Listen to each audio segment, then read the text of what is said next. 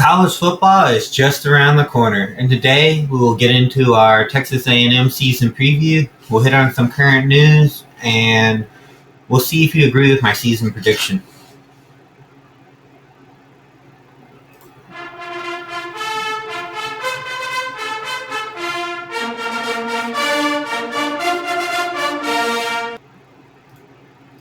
So today we're going to start out with the AP poll, top 25.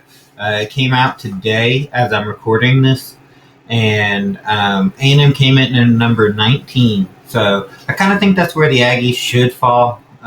It's not too high in the poll where everybody's going to be cheering for them to fail, and it's, we're still going to be in the radar. The media's still going to talk about us because we're in the AP poll. And so I think that's kind of the perfect sweet spot. And so we have 10 teams from the SEC making the top 25. So I thought that was pretty cool. The Big Ten has 6. And here's a quick nugget that I thought was pretty cool. SMU is now in the AP top 25 for the first time in 40 years. I was like, wow. How can it be 40 years? I mean, you would have think they would have snuck into at least 25 at some point in the last 40 years. But also another quick nugget is Boise State is the lone non-Power 4 team to show up in the AP poll. So, if you're rooting for the underdog, there's Boise State. You better cheer for them to make the playoffs. So, that's enough about the AP top 25. Let's hop into some Aggie stuff. And first, we're going to talk about the scrimmage today. And let's start off with this video.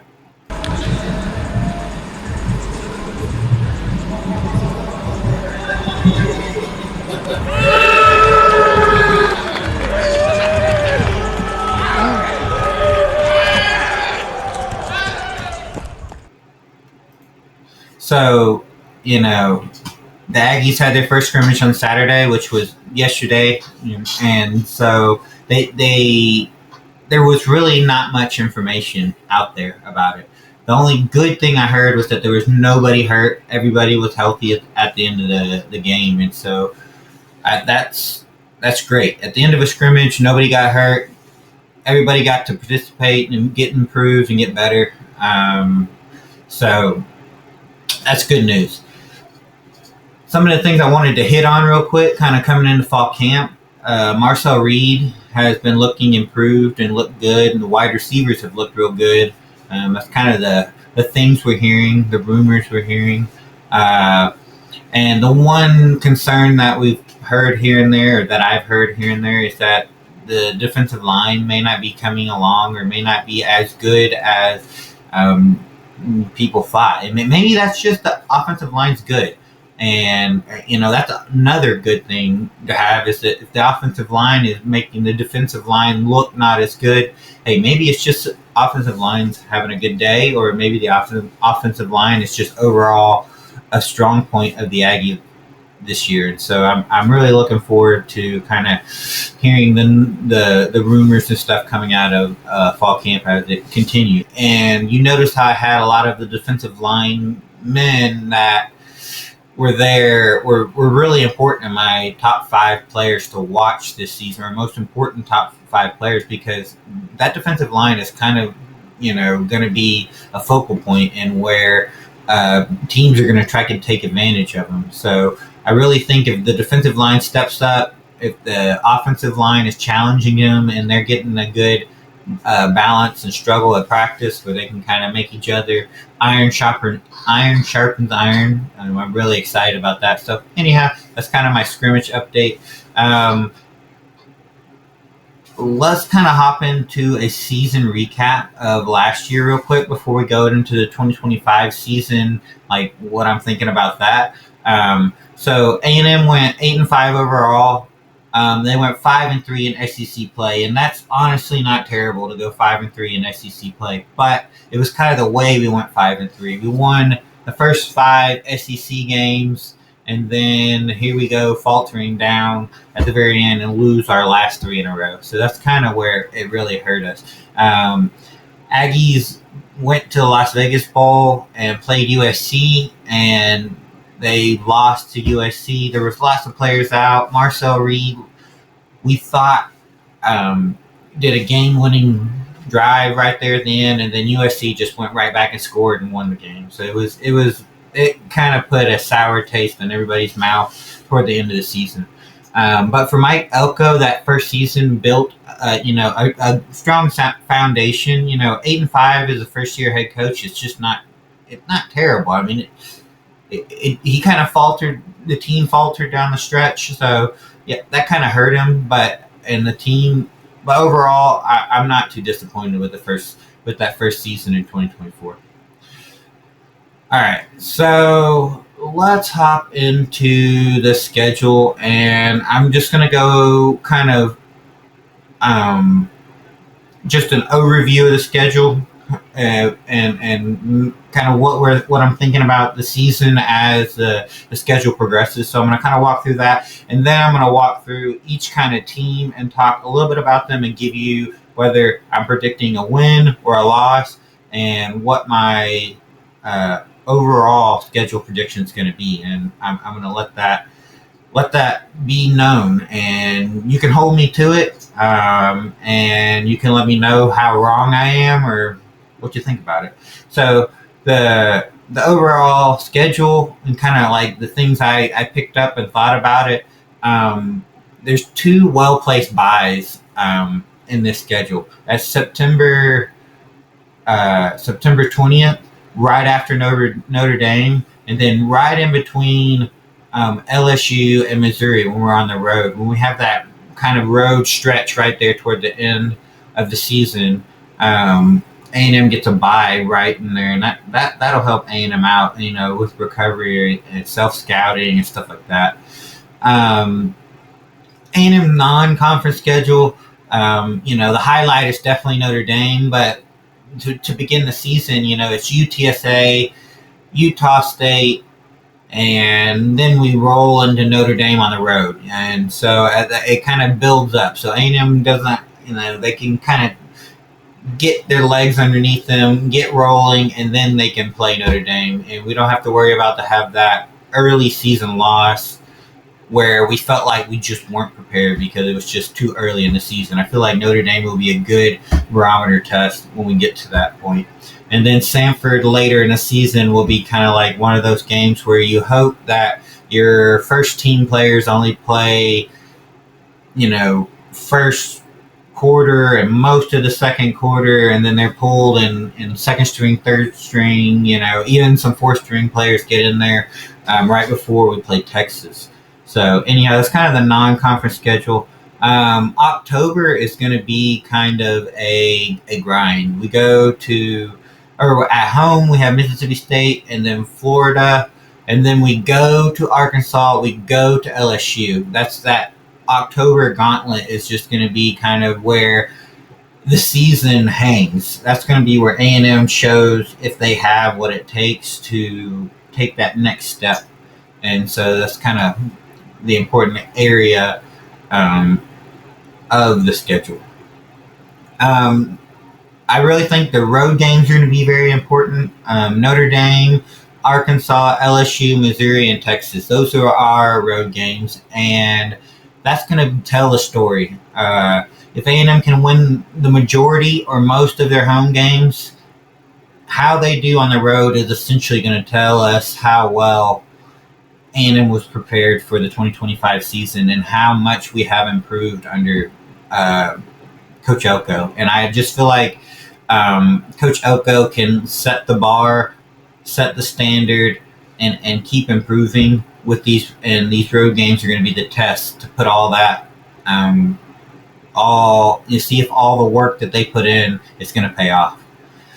All right, so the home field advantage. A&M this season, we play Auburn, Mississippi State, Florida, South Carolina, and Samford at home.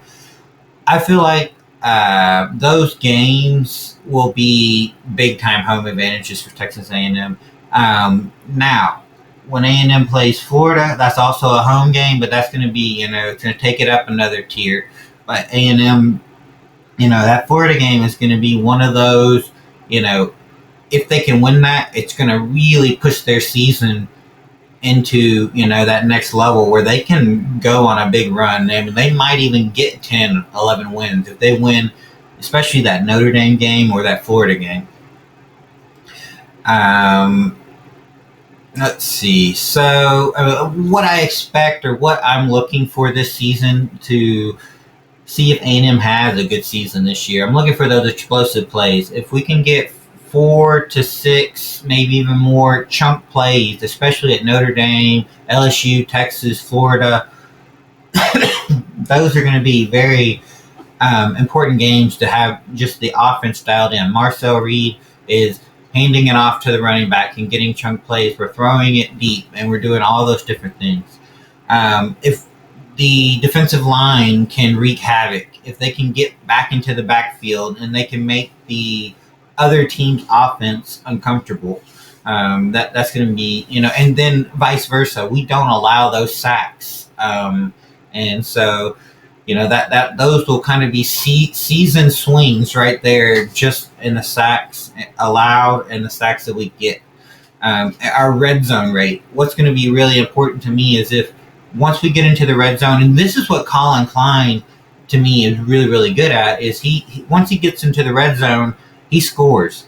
Instead of settling for field goals, we need to go for touchdowns. And that's what they tried to do in the Texas game, and it kind of bit us in the butt because we could have used some of those early field goals to kind of keep the game closer. But, I mean, when you're trying to win games, I mean, going for touchdowns instead of field goals in the red zone is a big deal. And then finally, the turnover margin, especially in road games, it's just going to be critical. If you have negative turnover margin, you fumble the ball, throw some picks, throw some interceptions, those things just don't end well, especially on the road with the hard road slate that A&M is going to have this year against Notre Dame, Arkansas, LSU, Missouri, and Texas. And so it's just, the stats don't lie. When you can get more turnovers, you're more likely to win the game. All right, so my overall themes for the season is we need what I need to see this season. We need to see quarterback growth. We need to see Marcel Reed take that next step.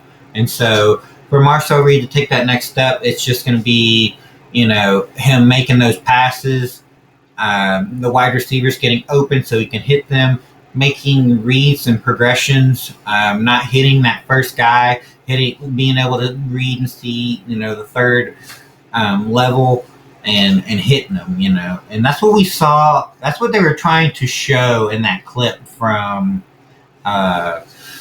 the scrimmage. They were trying to show that Marcel Reed was reading the field, and he hit on, I think his third read based on what I could tell. He avoided a defender, and he made that good throw. So they're trying to hype us up, get us, and show us that, hey, no, Marcel Reed is getting better. He's and which is what I expect out of him. That the running game, the running back room, and the offensive line, those two married together, we have a strong offensive line. I expect them to come out and dominate. We have some very strong players, and so I expect the strong running back depth that we have to come out and be on display this year, running behind that offensive line. So I think that's kind of a big thing that we should see this year, especially if A&M is successful and getting those wins that we expect. All right, so the path to winning, I've kind of touched on this a little bit, but we must win UTSA, Utah State, Mississippi State, and Stanford. There's no question. We cannot lose any of those games. We expect to win those games as Aggies, and there's just no reason why we should be even having a conversation about losing those games. Florida, Arkansas, LSU, Missouri, and Texas. Those are going to be more of your coin flip games that it could go either way. And if A&M's having a good season, those are the games that A&M can win. But those will be the games that kind of determine how well A&M does this season. And then these games are just resume makers. Notre Dame and Texas. If we beat Notre Dame early on in the season, the hype comes. A&M is on a roll. It just really gives us some momentum as we go into conference play. And then Texas there at the end of the season, it leaves such a good taste in everybody's mouth to finish the season. And, Texas will be all upset, and the fans will be all upset for Texas, and, A&M will have bragging rights for the whole year. So that's kind of why those games are really, really, really important. Okay. All right. So now let's get into breaking down the schedule. I'm going to talk a little bit about these different games, individual games as we get to them. So here we go. So here's the schedule. I put it up there so you can see it and follow along. And I'm going to kind of mark wins and losses as I go through here. We got UTSA Roadrunners. There's really not much to talk about here other than this is the first time that these teams have met, which is kind of crazy. You would think UTSA and Texas A&M would have met at some point along the way, but this marks the first time they've ever met. Jeff Traylor, there's kind of a storyline here. He had interviewed at Texas A&M for the job after Jimbo departed last season, or before last season, right after Jimbo had departed. And so, here he is coming. He's probably going to have a little bit of chip on his shoulder against Texas A&M, so he's probably going to bring his best. While UTSA under Jeff Traylor has traditionally been pretty good, they struggled last year. They struggled to win games on the road. They went 1-6 on the road, and they had a rough bowl game performance last year. So, UTSA went 7-6 overall last year, 4-4 in the athletic conference, but this should be no problem for the Aggies. The Aggies should beat the Roadrunners soundly, and there should be no reason why we should even be having a discussion here. So, I'm giving that win to A&M for UTSA. It's a home game. Everybody's going to be excited about it since it's the first home game. All right. Now, let's move on to Utah State. We got the Utah State Aggies. They're coming in, and, here's something I learned while I was doing a little bit of research is they're called the Blue Bulls. Like, I had no idea that they're they're called the Big Blue, and they have a bull as their mascot. And I didn't know that, but I knew they were called the Aggies. I'd heard the Utah State Aggies before, and so this should be a no-brainer, easy win for the Aggies. Here we go. Give them win number 2. All right. So let's see here. We're going into Notre Dame. So this is a pivotal game in the A&M schedule. It's going to be a night game in South Bend, on NBC, which is probably the first time I've seen an A&M game on NBC. I don't remember ever seeing an A&M game on NBC. I'm not saying it hadn't happened. I just don't recollect ever seeing one on there. Notre Dame is favored by 7-point spread as of now. And historically, in the series, Notre Dame has won 4. A&M has won 1. A&M, we played Notre Dame in a couple of Cotton Bowls back in the day. We played them once in South Bend, once in College Station, which was last year, which we know how that went. A&M ended up losing. It was kind of a close game until the very end. We just couldn't quite get it done. And so that 23-13 loss to Notre Dame last year I think it woke everybody up because it was a week 1 game.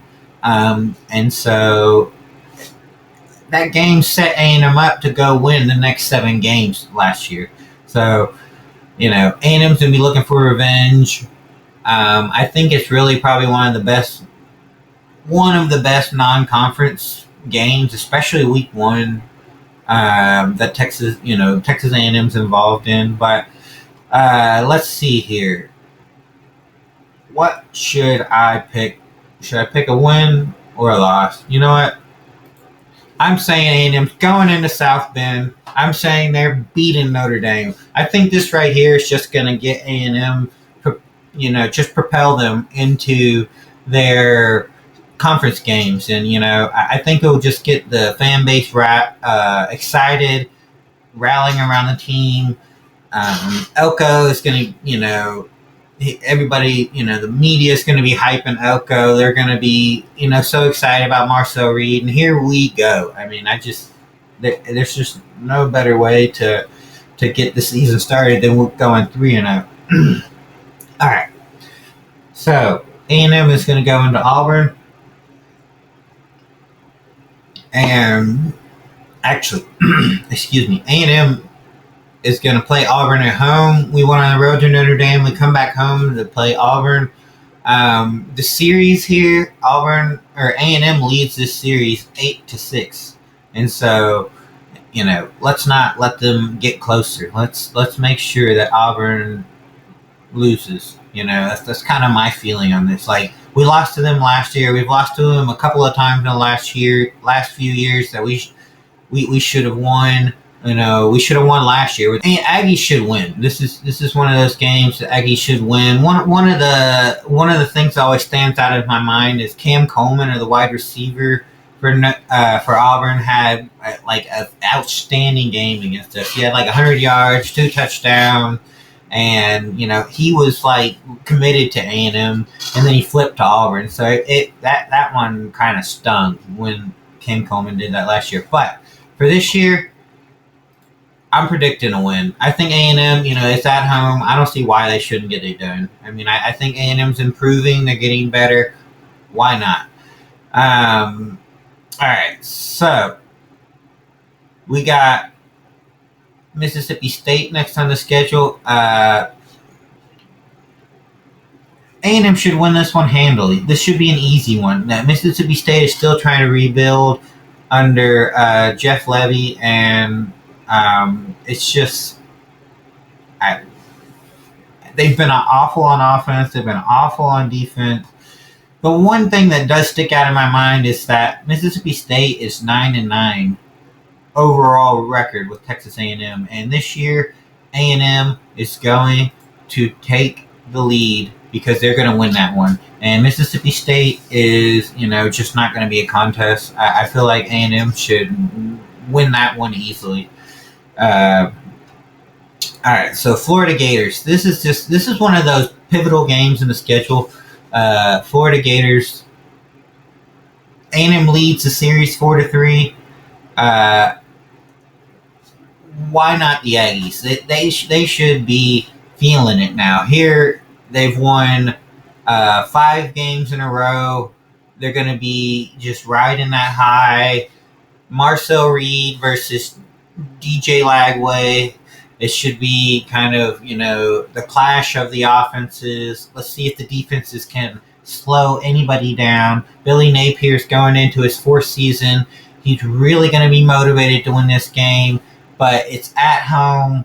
It's just one of those things. A&M has played Florida several times here, and it's kind of a fun matchup that we've had and enjoyed, especially since we've joined the SEC.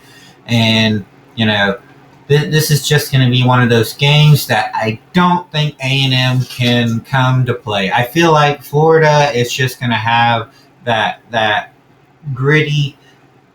They're going to come to play. They're going to want revenge for winning us, A&M winning and beating them last year at their place. So I think A&M comes here and they trip up. They trip up against Florida. That's kind of how I feel the season going and the momentum. So after Florida is Arkansas, the Southwest Classic. We have started playing them back in 1903. That was a long time ago. And Arkansas leads this series 42-36, and then 3 ties, which that number won't be going up anymore. But the longest streaks here, Arkansas won 9 straight from 1958 to 1966. Texas A&M won 9 straight from 2012 to 2020, and currently A&M is on a 3-game winning streak against Arkansas, and we need to keep that going. Aggies expect to beat Arkansas, especially since we've joined the SEC. A&M has just mopped the floor with Arkansas. I think we slipped up a couple years, like 4 years ago, and I really think it's important. I remember when Johnny Manziel in 2012 just destroyed Arkansas at Kyle Field. It was a 58-10 win, and that was one of my favorite games. I bought tickets to that game, took my whole family. We all went. Here I am, a young Aggie, getting to enjoy that game, and I'm glad I went to that one because some of my favorite plays from Johnny Manziel happened during that game. But this year, it's going back to Fayetteville. It's going to be a hostile crowd. They're going to be amped up, and ready to go. And I think that the Aggies are going to come in there and get that W. I don't think that the Aggies will drop this one, and I think the Aggie faithful is expecting A&M to beat the Arkansas Razorbacks, and I expect that to happen this season. All right, so we've had lost to Florida. We've just beaten Arkansas, and here we have to go on the road to LSU.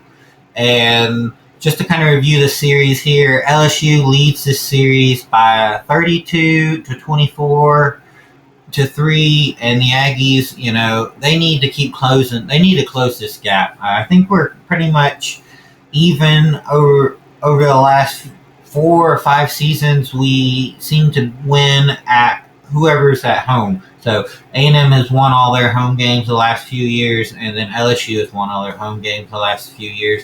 But I don't think A&M has beat LSU in Death Valley. That's one of those humps that A&M needs to get over this year. It's one of those things that it's been, the Aggies, feel like it's taboo. We can't get in there. We can't get that win. Why can't we do that? It's going to be, an evening game, either 2:30 to 3:30 or 5 to 7. It's going to be prime time. Aggies are going to be going in there with a hostile environment. The LSU the Tigers going to be ready to play. My prediction is Aggies lose. I just think it's a little too much. It's getting later in the season. It's on the road. I just don't see the Aggies pulling it out this year. All right, now we move on to Missouri. We're playing at Missouri, and if you remember last year, A&M just schooled Missouri. I mean, it was the one game that Connor Wigman came in and just played lights out. I mean, it was like Missouri had prepped for Marcel Reed all week, and then here comes Connor, and they did not have an answer, and they just, was downhill from the beginning, and Aggies just cleaned house with them, and that was a fun game to watch last year. Especially with all the hype that was coming around that game. Missouri was ranked high, and A&M was, undefeated, and then A&M beat Missouri, and the Aggies went nuts, and we thought we had beat a good team, and the Missouri, they didn't do bad last year, but it was still not. I don't think as good of a team as we had thought we had beaten originally. And maybe the Aggies are the one that showed the cracks in Missouri. So, anyhow. But for me, on the road, I feel like the Aggies get that win. I feel like we go to Missouri and we beat them. I feel like this is probably where the offensive line takes over and the running backs, the depth of the running back comes to play. And, Marcel Reed is getting those passes down the field. He's improved. By this point, he's really in the flow, and the offense is getting going. I feel like this one is one of those ones that the Aggies should be able to take, and I'm predicting a win on November 8th. All right, here we go. Now we have South Carolina, November 15th. This is back at home at Kyle Field, and Aggies lead this series 9-2, and we didn't give up those 2 losses until recently, and that's one of those things that I feel like A&M needs to make South Carolina pay for. Is they beat us last year. we tried to come back and win that game, and then it just all fell apart toward the end of the game. And then we ended up losing that game like 44-20 or something. And then we figured out who Lenore Sellers was. And Lenore Sellers had a phenomenal night against A&M. And nobody could tackle him. It just felt like he had butter all over him, and nobody could get him down on the ground. He had 106 rushing yards, 244 passing yards, and it felt like this was like his breakout game. And from the rest of the season, Lenore Sellers just was phenomenal. And so, anyhow, my prediction for South Carolina, for Texas A&M, is that they go in there, or that South Carolina comes into Kyle Field and gets beat. I feel like the Aggies are just too much for South Carolina. I feel like that 9-2 record is going to will Texas A&M to a 10-2 record, and so I'm really looking forward to that. It's called the Bonham Trophy if you win this game. So Aggies are going to get that Bonham Trophy after the Alamo hero James Bonham. Thought that was a cool fact. That I kind of learned about this, while I was doing my research. All right, so then we got Samford. No reason to really talk about this. Hopefully, by the third quarter, it's all third string, and we're not worried about getting anybody hurt. Samford is a W. Here comes one of the most important games of the year, and will be one of the most important games every season. It is the Lone Star Showdown. It is Texas A&M versus Texas, and this one is going to be in DKR and Texas Memorial Stadium. I'm excited about this game, especially after the way A&M just didn't have an offense last year against Texas, and after hearing the Longhorns and all their fans talk trash for the whole year, I'm just going to, by this time, I'm going to be so ready to go in there and hopefully put up a good fight against Texas and get that win. We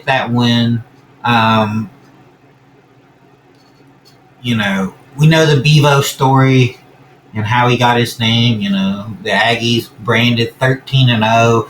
Back in 1915, and so the historians say it didn't happen that way, but in my Aggie heart, it will always be the reason he's named Bevo. So this will be on Friday, November 28th at 6:30 p.m. on ABC, and this game is just going to be, one of those you have to sit down and watch. Here we go. A&M's only had 2 losses on the season. They're going to be right in the hunt for the SEC championship and the playoff. This is where Texas A&M needs to win. Last year, Texas beat Texas A&M 17-7, but this year, Aggies are not winning again. I feel like we go into Austin, and it's just too much. The lights are too bright. It's been a long season, and Texas is just finally one of those teams, or not finally, but Texas is one of those teams that just has more put together team. They're more talented, and it's only year 2 under Elko. The Aggies lose to Texas again. That's my prediction. So, the Aggies go 9-3. That's what I'm predicting. That's an improvement from last year. I feel like we don't need to be discouraged by a 9-3. I feel like that's one of those things. As long as we're showing improvement, losing to Florida, LSU, and Texas, that shouldn't hurt your ego too bad. It's really gonna suck if we do end up losing to Texas. But my schedule for the Aggies and my prediction is 9-3.